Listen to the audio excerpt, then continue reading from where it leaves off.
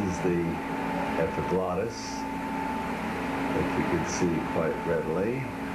And Mr. Richards just breathing out. That demonstrates the larynx. And that's the vocal folds. Now say E. E. Breathing out. E. E. Fine. Now I'll draw back here so that you, Oren, can give Mr. Richards direction. All right. I'll get this thing over here. I'm going to play D. I'm going to play the note D on this pitch pipe. And then I want you to sing with an E. Otherwise you would go up a scale of D. Let's try 5 notes or go up the full scale. okay. E.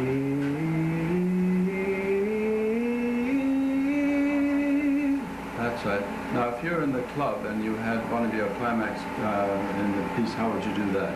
Much louder. Yeah, let's have it that way. E.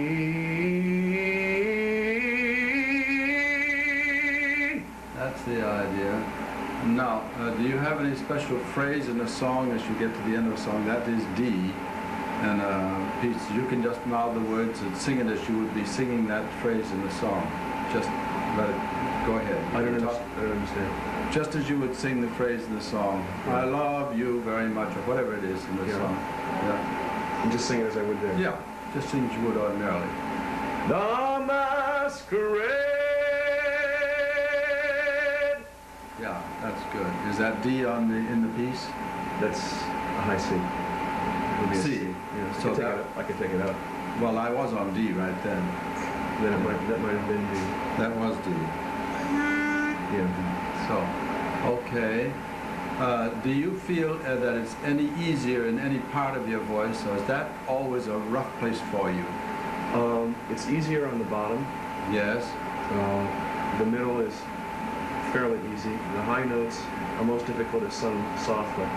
Sung softly. Can you try to see the masquerade and sing it softly? Can you just, the masquerade, the masquerade. Yeah. Okay. Fine by me. Is there anything that you want to Would see? you please tell me what his major problem is?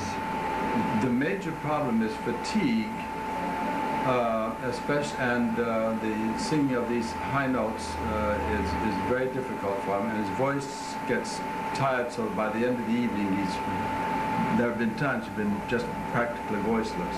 How long has this been going on? Well, I've been singing for almost 3 months. In the beginning it was most difficult, and I suppose something in usage gotten a little better. It has been getting a little better. When did you start work with, or will you start work with Oren Brown? Monday. Yeah. Okay. We did have a session a week ago. Within the last week, we had one session to sort of orient him in what was going to go. Okay, now would you just phonate a scale once again, just to demonstrate that? Would you do that, please?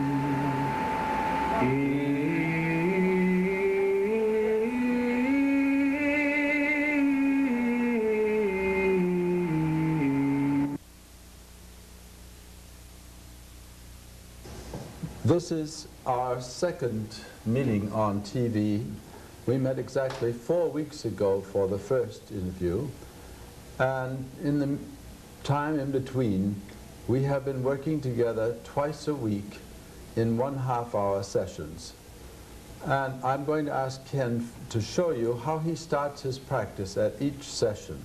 By the way, Ken, have you been able to get in an average of 6 practices a day? I'd say it's 4 to 6, but 4 to 6 6 for the most part. The reason for 6 practices as an objective is that if we work in short sessions a number of times a day, we have a better chance of establishing habits to keep reminding the body and reminding the mind of what it is that we're trying to do. So that's, it seems to be an optimum session. I've found people who practice less than 4 really do not make the progress they should. If they practice much more than 6, I find they're apt to overuse the voice. So we try to average out about 6. Now, just a very quick spot check, Ken, on what you do to start off each practice session. All right? Sure. I start first in a relaxation All process, right. which is this. And that's letting your head fall there and bring it up straight. Let it fall on your chest with its own weight. Bring it over, and then up, and then let it fall back. Now, we used to have the head swing all the way around, but we have found that some people have objectional crack, snapple, pop. Snap, crackle, pop, I'm trying to say. The Rice Krispies exercise, I used to call it. So if they drop the head down and then to the shoulder, bring it out, down and bring it to the other shoulder, and then up, and then back, we avoid that crunching in there. Good. You do that 2 or 3 times, and then you follow that with what? Then I work with the jaw and just make sure it's loose. That's loosened a great deal since the first time. Yes. Yeah. Your jaw doesn't fight your hand motion so much more. Now, all right? And then there's this part of the neck, and just to feel that it's soft Yes. and pliable. Then I massage the throat a little bit, Good. and then I yawn. Now, yawning motion, good. And you find this works into a real yawn sometimes. Many times. Many times. Good. And any time during the exercise, if you happen to yawn, let yourself yawn. It's a very good thing. All right. Now, in particular, we remember that we found that shoulders had a tendency to raise in the breathing. Let's see how you've been working on the breathing. That's next in the whole process. And That's fine. Now, since you do a lot of your work accompanying yourself at the piano, it's important that you understand breathing from a sitting position. You are away from the back of a chair because this tends to elevate the rib cage. If a person lets himself relax in a chair, then the rib cage collapses. But if he's sitting up straight, this helps the rib cage to be out. That's very good. All right, now what's the easiest exercise for you in a sound? Try that. just a humming sound. All right, let's hear this. Mm. That's right. Now there's always a little air first. That may not be heard on the speaker, but there's a little stream of air. You can feel it warm the nose and mouth. Do that again, please. That's right. And we're not afraid to let this be on the breathy side, because you remember we demonstrated that if we blow between the paper, it draws them together. So we're using this Bernoulli effect to work for us. Again, please. That's right. You take in a breath, and then the breath goes out by itself. Good. Again. All right, now this is just a spot check. You would do that 10 times. What's the next thing? I normally then would move from humming to a sound, more of a sound, and one that is easy for me is ooh. All right. And use the same process. It would be ooh. Again, a little feeling that there's this ooh, something blowing out first. Try again. Ooh. Now we can see that with a piece of paper held down here, or you can feel it on your hand. Have air first. Ooh, and you just know some air is moving. Once more. Ooh. That's good. And again, that's done several times. We're starting from the high, running downward on these exercises because the vocal folds are just automatically without any extra pressure if they're starting high. If a person starts low and then goes up, there's a tendency to push up too much pressure. All right. Now, we have some humming and chewing which sort of gets this jaw loose. Try that, please. Very good. Again, start a little higher. Now we've found if we leave the jaw relaxed and let the tongue move that we come to an E position, and the natural sound back here is the schwa, is the ah, ah. And have that ah, yeah, yeah, yeah, yeah. Just do that. Ah, Yeah, yeah, yeah, yeah. without moving your jaw, let it hang. Ah, yeah, yeah. That's right. We often use the expression in singing and therapy, a person has to be dumb. This means really implies to this jaw relaxing here. Yeah. You got that jaw action out of the way. And there's this branch of the nerve going to the jaw that also goes to the base of the tongue. So if you relax the jaw, chances are that you're going to relax the tongue as well. So there's ha, ya, ya, ya, ya, ya. It's an independent tongue action. Try again. That's good. That's better. Now let's start up with an exercise and start it fairly high. Say hee. Hee. Good. Very little break there this morning. Again, let that be light and breathy at the break point. Once more. Hee. Just right. A little sense of yawn as you do that. Once more.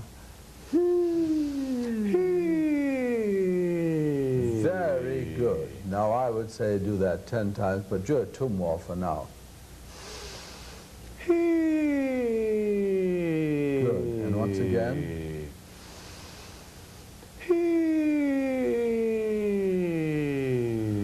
Now all of these things apply both to the speaker and the singer. But for the singer, I like to point out that essentially he's doing everything that's needed to be done right now in singing, except to think a pitch. And we have said that when you think a pitch, the vocal folds adjust automatically. And you will have seen the pictures done with the fiber optic mirror, which will show Ken's larynx and show the vocal folds when they're in action. You will see how they were doing when he first came 4 weeks ago, and you will see them on a film that was made just 2 days ago also. And we'll see, I think, a little difference in the relaxation, especially of the surrounding muscles, but also in the clean way the vocal folds come together. Now, we've transferred this over to singing by putting it in a little scale, and we might say, hee. Try that. Hee. Now, we saw on the film, when we did the fiber optic picture, that we already knew that the tongue had a tendency to be a little bit tight. Yes. So I'm going to try something with you this morning that I haven't tried before. You have found the tongue was tight by putting your hand under here, right? Here, yes. And especially on the vowel sound E, you found this hyoglossus muscle would come out and E, tighten up right in there. And if you have this very loose, here, you can get that action. Try saying here, That's already looser. That's already looser. Now, this is something special that we have not done that has to be done sometimes, or can be done, is a useful thing sometimes, to let you become aware of how much the back of the tongue is pulling. And this is to hold the tongue with something like a piece of paper or a handkerchief in that position, and then using the vowel sound ah. I call it the baby cry. Bernard used to call it the nasty ah. And to do this ah and a breathy light sound and say ha, holding your tongue very loosely with your hand. Try this. Ha. That's right. Now start a little higher with that. Ha. Now, were you aware as you started that the tongue tried to pull away from your fingers a little bit? Was it pulling back there? Ha. Again? Ha. When you get up higher, you're aware that that tongue begins to tongue. Yeah. Now, Now, this is an exercise to do so that the tongue can be just as loose on the high sounds as it can be on the low sounds. Without that tongue trying to pull back on you. Try it again. Let it lay very loosely here. That was very good. Again. That's right. Okay. Now this is just a demonstration, and that's the only vowel sound that's appropriate to this kind of an exercise. But it does make one aware that the back of the tongue perhaps is bunching up, which we saw on the fiber optic picture, as well as having been aware of here. So that's an exercise as well as doing this Zerfi palpitation in here. Let's be very, very, very loose. All right. Now we've wanted to transfer these over to singing, so we have done some of these exercises deliberately on scales. And I'm going to change positions with Ken here for a minute. Let you stand right up here, Ken, please. All right. The scales that we use have to be very, very, very simple. And we use just simply a little 5-note scale. I think we tried a couple of these before. And in your voice, it would be down around in here. To just repeat what you were doing in humming. Are we all right with the camera? Hum, very lazily. Sing that. And again.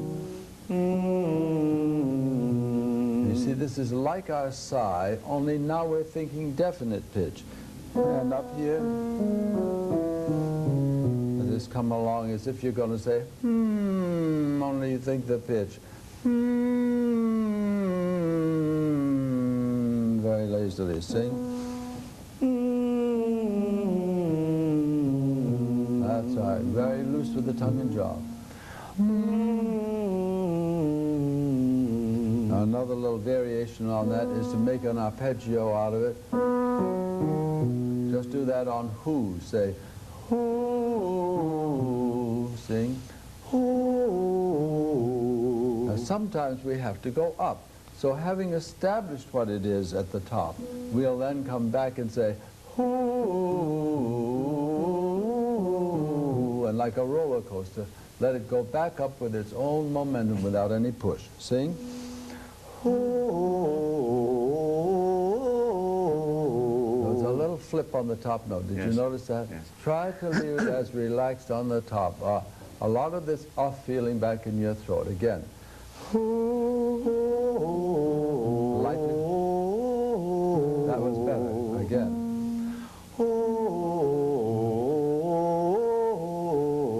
Now, one reason the oo vowel is helpful is that in the oo position, there is a tendency for the larynx to relax and drop here.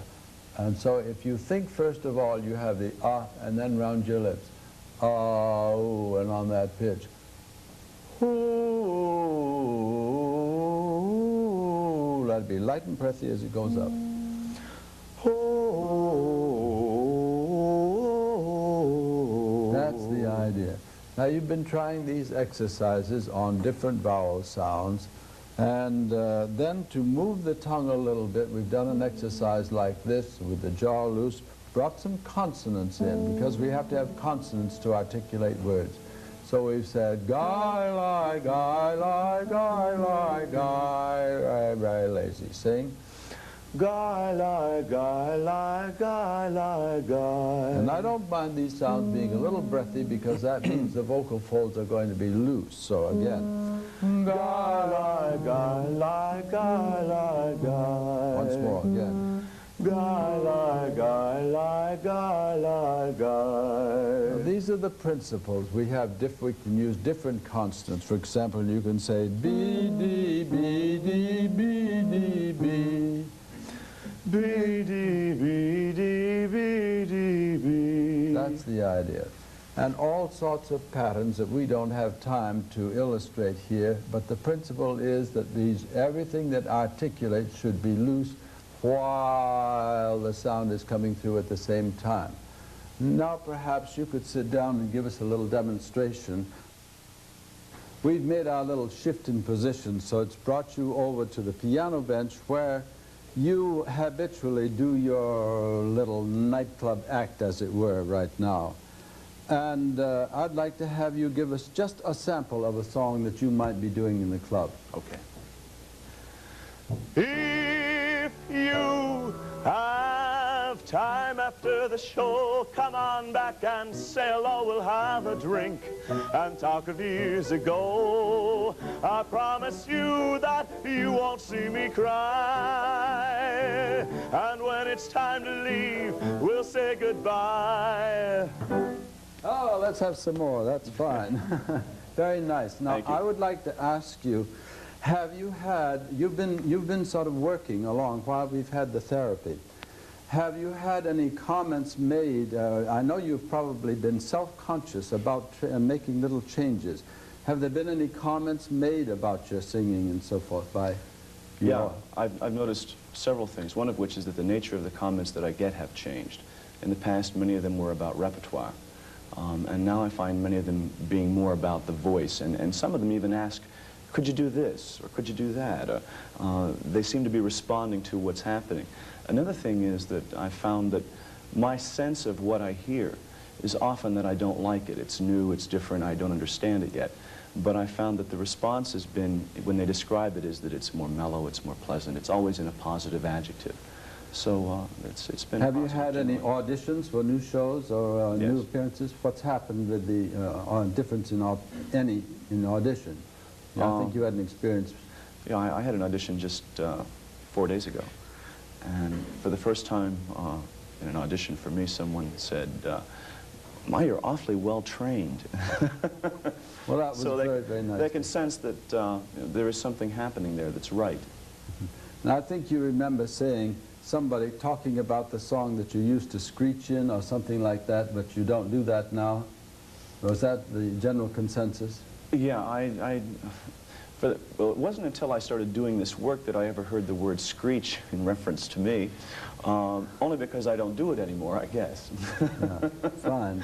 Well, thank you very much. Now, I want to say that this is kind of just the beginning. I think that Ken feels this, that from here, we've got to apply this to repertoire.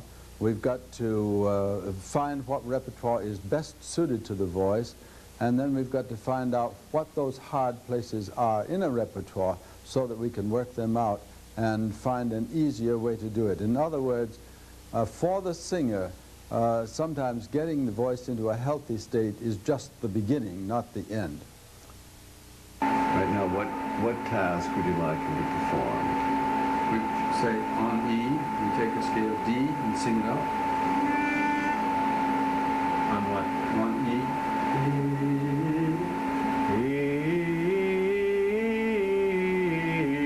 Sing all the way up to the D top.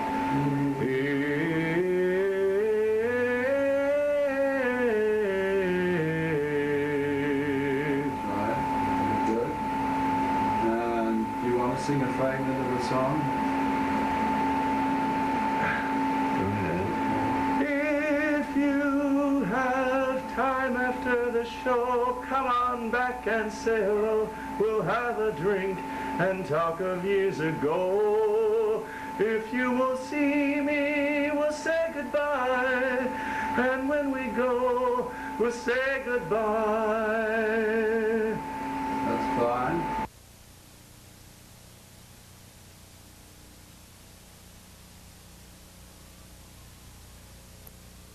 Tomorrow, tomorrow, I love you. Tomorrow, you're always a day away.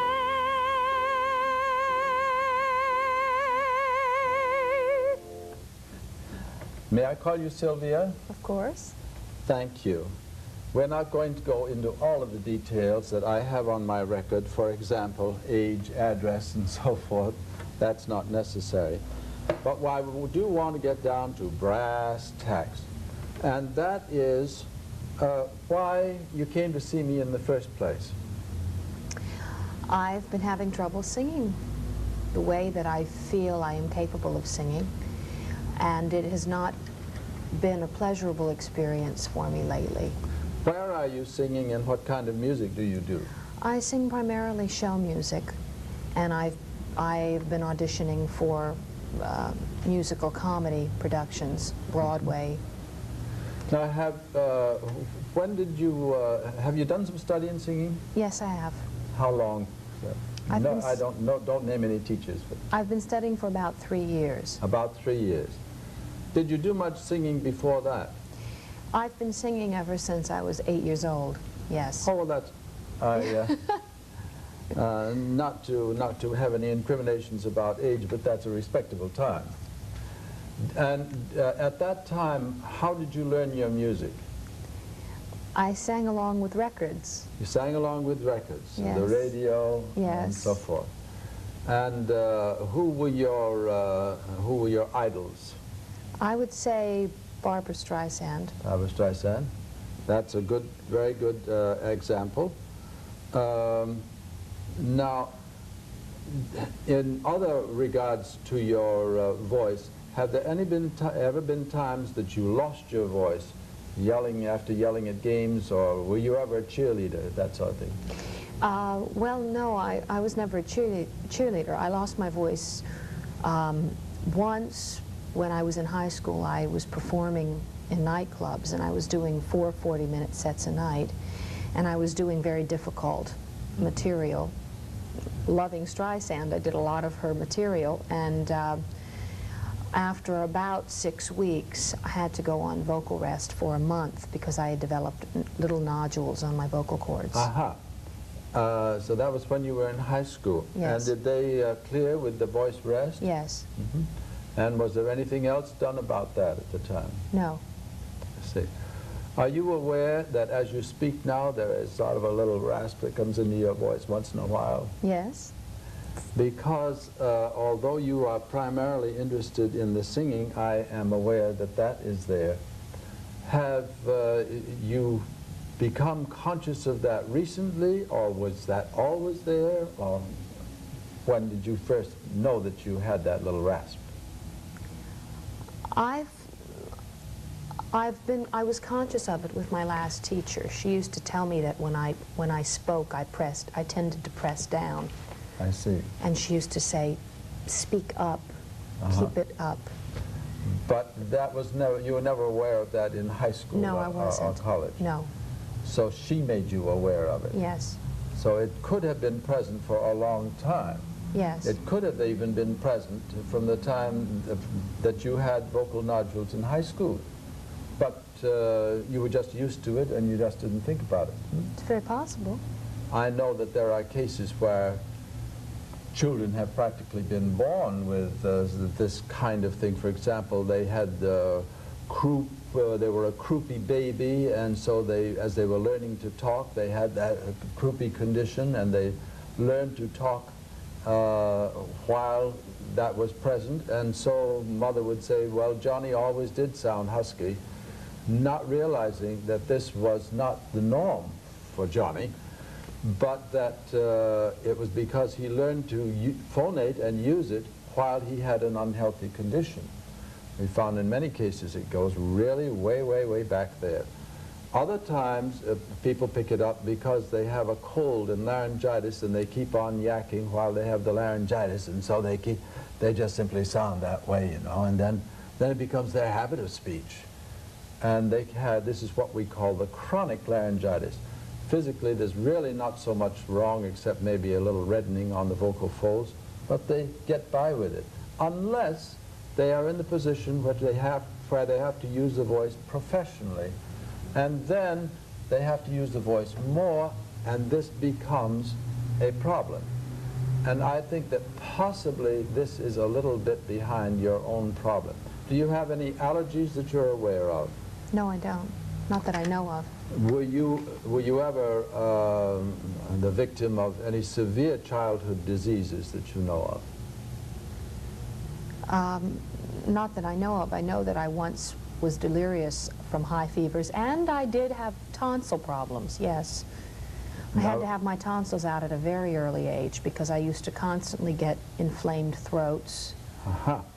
Now we're getting down to what could be behind this way, way back, you see. And sometimes we don't even think of this unless we begin to think this way and then realize, oh, I used to have a lot of colds. Probably you had some hoarseness at that time. And it might be that this again was a little functional compensation that crept into your habit, which made what your singing teacher called pressing on your voice, because there had been an interference, and so in spite of that interference you pushed your voice along through. This is way back, but it's nevertheless possibly a little reflex response that has developed and hung on in there. So, although we want to particularly help you in your thoughts of singing, it might be necessary to get down right under this whole thing and say we want to have the larynx in a free, loose, easy, healthy condition to approach and begin the singing, so that the voice, we are working with as healthy a larynx as possible. Now we could go into other details, and there are various ways of getting intricate history. For example, were you an only child, or were there several in the family? No, I was an only child. You were an only child. So I can't accuse you of arguing with siblings for rivalry, No. which is often the case. I noticed that when you laugh here, your voice has a little bit lighter, freer sort of a sound. And we don't think of the kind of sound we're making when we laugh. It's an automatic sound that comes out.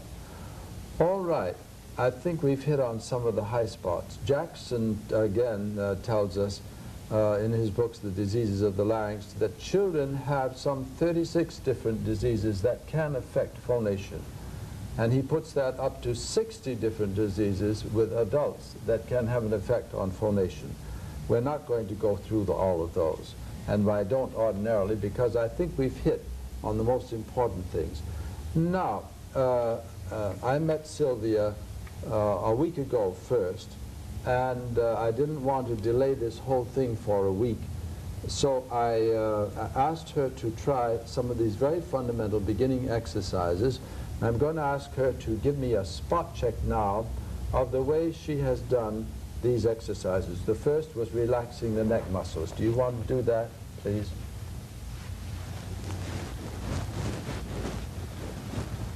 What she is doing is massaging the sides of the neck, which I did not speak of. In some cases, this is most important, and we even have to go to a masseuse or get one of these vibrators to help loosen these muscles all around in the back. And you can do the right side of your neck with your left hand. There's a lot of tension there. There's tension you can feel. All right, would you try the other side, please? You're doing this the right way. Very good. This is not rubbing over the skin, it's kneading down in, getting deep. One lady I had lost 1.5 inches in the diameter of her neck measurement doing relaxing exercises of the neck.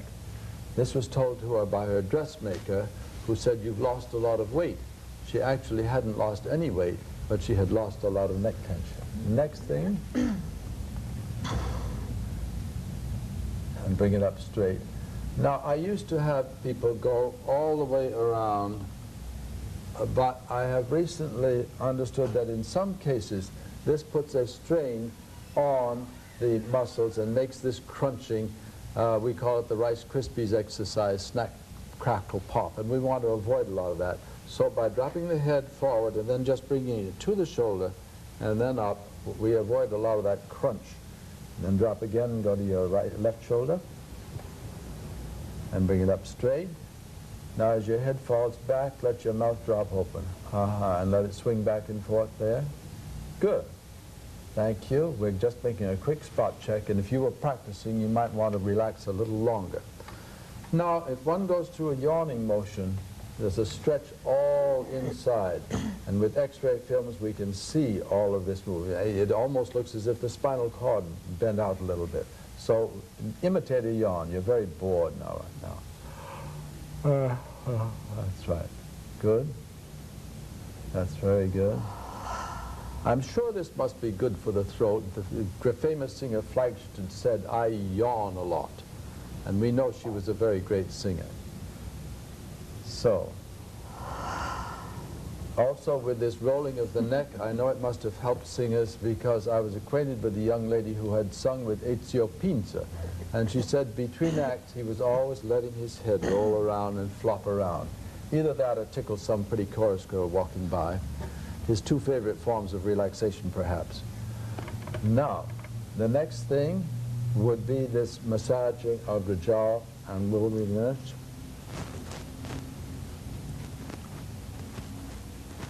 Have you gotten so you can move your jaw with your hands? It still fights you a little bit, right? It takes time, most people. That's very good. Good. I've had some people work a month before they could do that much. And you've done that in a week's time. Very good. Now I spoke to you about the breathing, and we want to get a good posture and an easy breath. And when we take breath in, if you don't hold it, it goes out, doesn't it? So maintain your posture, take a breath, but don't hold it. That's right. This is because the elastic property of the lung sacs are like a lot of little balloons, and after they've been expanded, they'll contract without you doing anything at all. Also, the abdominal muscles have an elastic property. And a little gravity is working with us here to help expel the air from the lungs. Now the important thing is, by having that much release and not doing any pushing, would that breath do any work for us? So I'd like to have Sylvia try taking a breath and then giving the air a little resistance with the position of S, bringing the teeth together. So do a hissing sound, Sylvia. And let it go. That's right. Once more. That's right. And when you stop the resistance, the air goes out.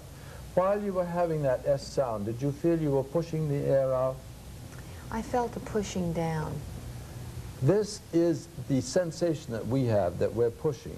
Actually, it is that we are aware of a compression inside, which is another law of physics called the Venturi effect, which states that as you narrow down an opening, you increase the pressure behind it, according to the inverse square of the opening, whatever that means. It sounds good anyway.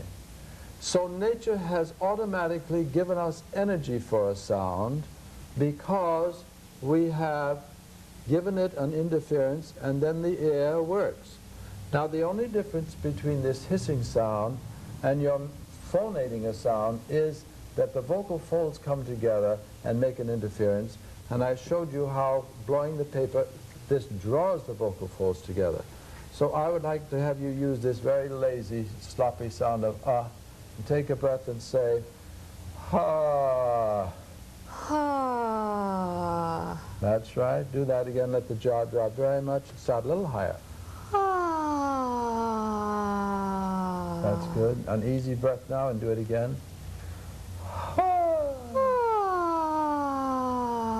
Good. I'm very glad that Sylvia started that high, because in singing we need a range that is not used in speaking. And if we don't exercise that range, the muscles do not get exercised. So we need to do that. Now that was very good. That was very clear. It sounded very easy. Did it feel easy? Mm-hmm. All right, let's take a breath and do that again. Ha. That's right. Now if you would now let's have another shape so that we can demonstrate airflow. A vowel sound is a shape. We have this and then round the lips, and you have ha, ooh. So if you were to start this and then blow gently on a piece of paper and say, whoo, I would know that you had that airflow started. And you try that. Good. Again. Now once you're aware of that, and aware that the airflow is already moving and therefore can suck the vocal folds together, we don't have to have the paper. Now I would ask you to do that sound in your exercise 10 times. And I have a practice sheet which does not have to be shown to you in detail, but you'll notice there are a few lines and a lot of space around it. The space around it is so that I can write in individual instructions, but basically the practice sheet has massage the sides of the neck, roll the head, yawn, breathe low, get this, and relax the jaw as the first 4 or 5 things here. Then we say we're going to add the sounds, and I call the dosage, since this is our therapy. I call the dosage 10 times on each sound after having done the rest of this. So we would do that sound as you did this, which was very good, 10 times. Now do it once more to show me you remember how to do it.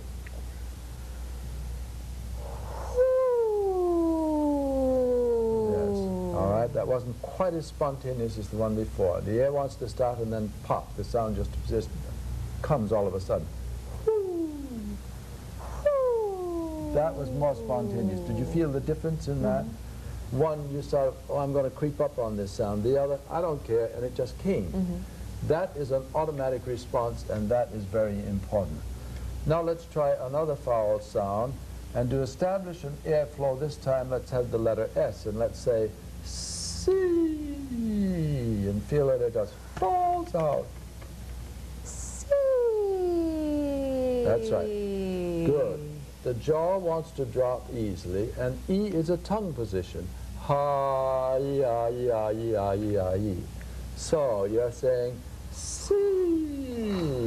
Good. I'm glad you're yawning. That shows you're getting relaxed. I am always delighted to have a person yawn. Anytime you feel yawning, like yawning, go ahead. And don't apologize for it. Enjoy it. Once more, this easy breath and C.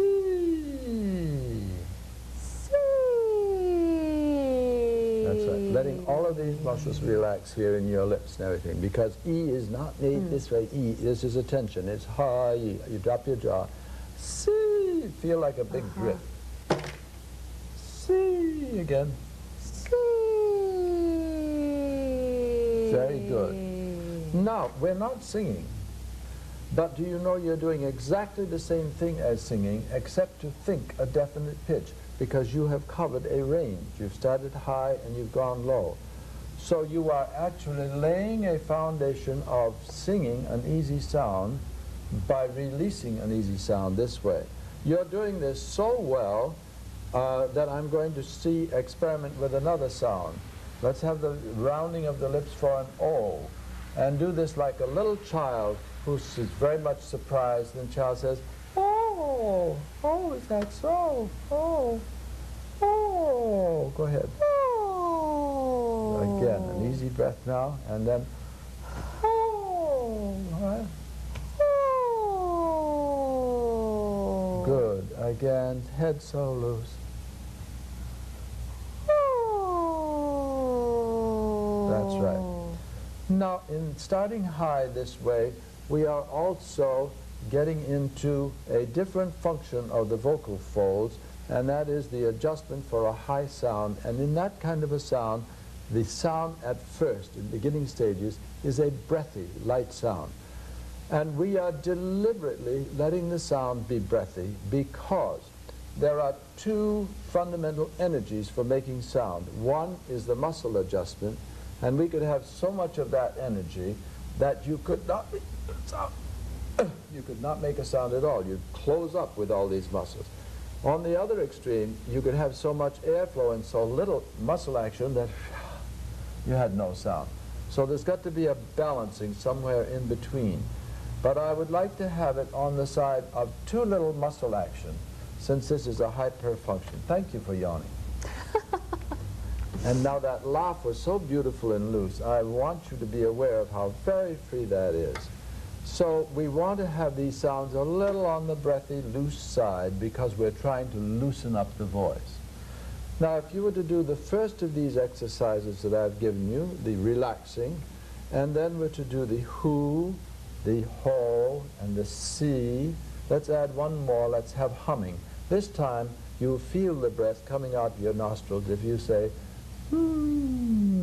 just like, that's good, that's very good. Good. Once more.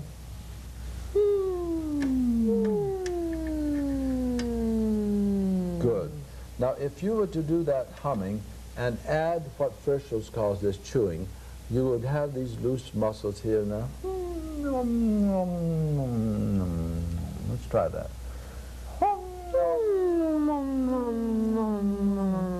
All right. In other words, I'm not trying to stick to any one discipline. I'm going to use anything and everything that I think is going to help, and not simply use one discipline. All right, so you've just been given 50 sounds to practice, right? 50? 10 times Oh, yes. on okay. who, 10 times on whole, 10 times on see, 10 times on humming, and 10 times on humming and chewing. And that is enough with the relaxing exercises first. And here's the catch. I want you to practice this 6 times a day. And let there be at least an hour in between.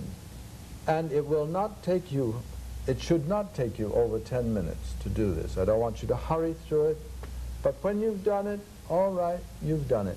And we are beginning to induce kinesthetic responses that we can then build on the next time I see you. Yes. And thank you very much. Thank So do you, you have Mr. any Brown. questions? No, it's very clear. Okay. Thank you. Don't expect this is going to work right away. We're building something to talk with. And after this becomes established, then we'll get the bridge over. Mm-hmm. Now, I'm going to see Sylvia twice a week. And in a month's time, we're going to have another filming. And Sylvia is going to be with us and show us what's happened. Now, do you want to say E? And now you tell her what you'd like her to All do. right, I'm going to give you this pitch D. And then you can sing up the scale from there.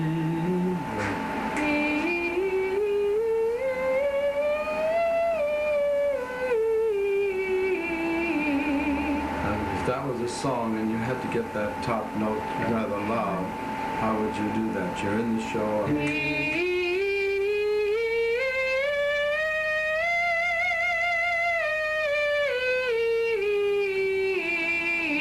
Okay. Right. Beautiful. Now, do you find that gets tired when you're singing in that kind of range, or No, not there. Higher. higher? Can you demonstrate that? You were on E at the very top of your range just then, because this was D you started. Can we go We're not higher? sure. Can you give me a higher note? Let me go up higher What than do you that. want to do? Up to F? That'll take you up.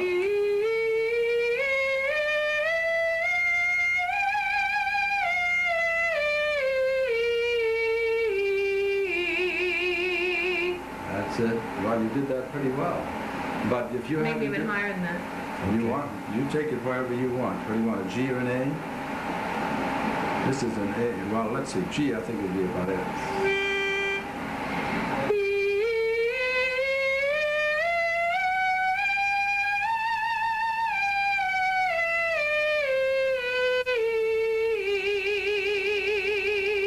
Now, if you're singing a set of songs and so forth, how many times could you do that? A lot. You do that a lot. Uh-huh. That's not where I get into a problem. It's when I open up. That's what I call a mix. It's when I open up and go into a belt. All right, well, let's take it into Like a belt. that. Let's go back to D here. Take it into a belt. Hard to do openly. Let me see if I can think of something to sing. All right, and sing a phrase from a song if you want. And when I'm down and feeling blue, that's where I start getting into trouble. If you were singing a song softly and in the middle of your voice, how would you be doing that? Can you think of some phrase? In the middle, Yeah. sometimes I wonder where I've been, who I am, do I fit in? Good.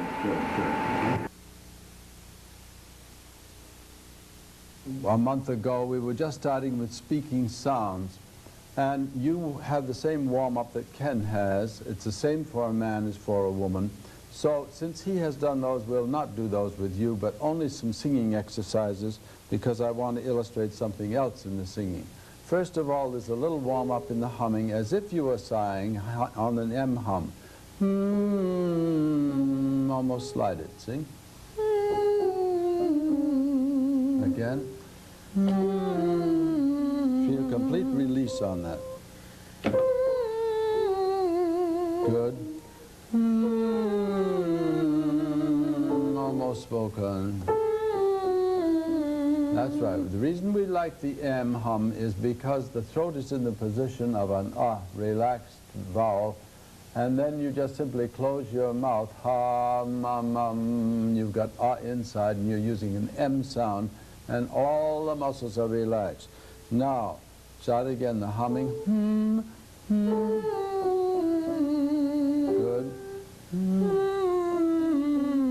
Now we could let the mouth drop open, you'd say,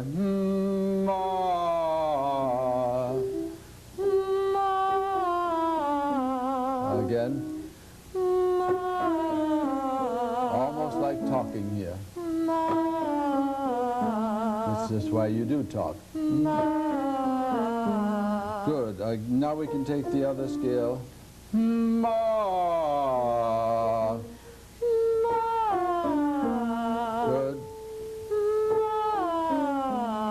Again.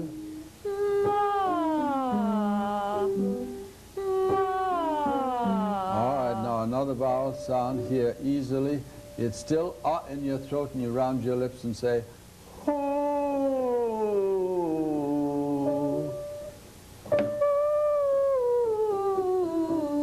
Good. Again. Good. That's fine.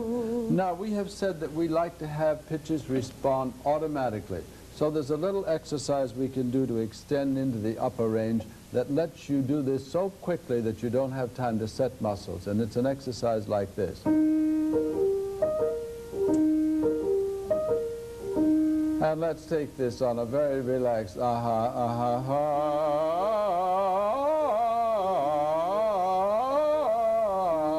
twice. Let it just spill through. Sing.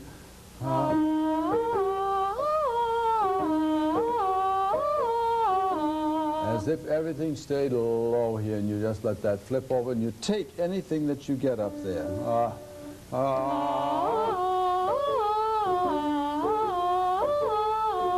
That's right, a lot of abandon, almost a yawn in your throat.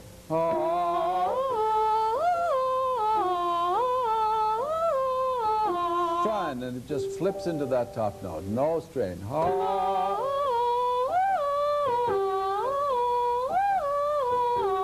Good, good, good. It feels free to me as it should. Well, this is still morning, and we're doing this, and it takes time to warm up. Now, this is something to remember, that the voice is not going to be the same in the morning as it is later in the day. It's not going to be the same every morning, because you don't feel the same every morning when you get out of bed.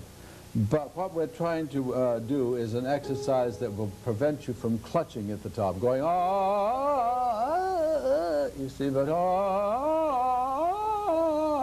let it just fall in there, as if it's going to fall down instead of going up. Do one more.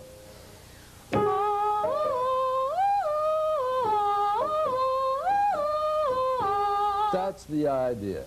Now, the principle is that this is your musical instrument. Then language is shape. Remember, we illustrated 1, 2, 3, 4, 5, which is the shape. All right. Now, if you were shaping this along and you said 5, 4, 3, 2, 1 at the same time that your voice was going, that's what you'd get. Try it. Now just think you're going to silently shape, only you're going to fool yourself and have a sound at the same time. And not quite clear. So that you're going to do two things simultaneously. Have a sound come through shapes. 5, 4, 3, 2, 1. Okay. Okay? 5, 4, 3, 2, 1. Good. 5, 4, 3, 2, 1. Good. 5, 4, 3, 2, 1. Now, in a nutshell, this is the principle of what we want to do when we sing. And then when you, the kind and style of singing that you do will all depend on the quality of sound that you want and the repertoire that you do. But basically, this is it. And I'd like to have you illustrate a little section of this in a song also, where you're shaping words almost at the same time that back in your mind you're thinking of a melody. And we'll ask Ken to come over at the piano and play this for you again. Thank you. So do not talk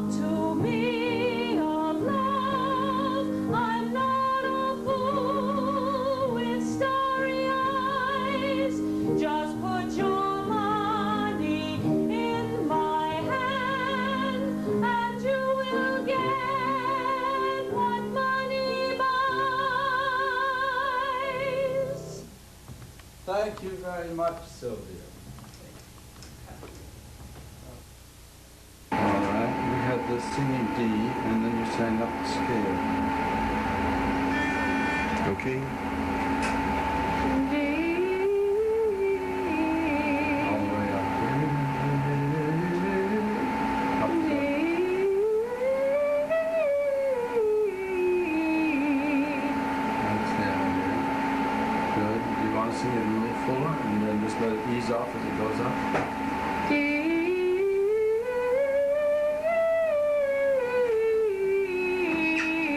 That's good.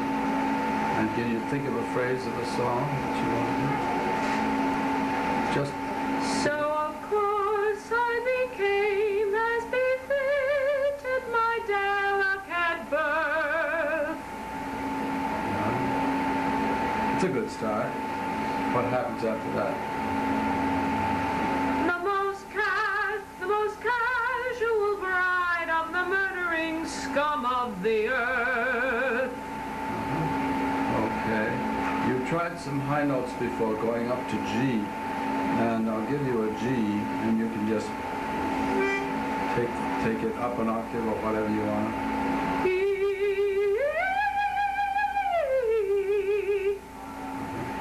Okay. Fine. Want to try that once again?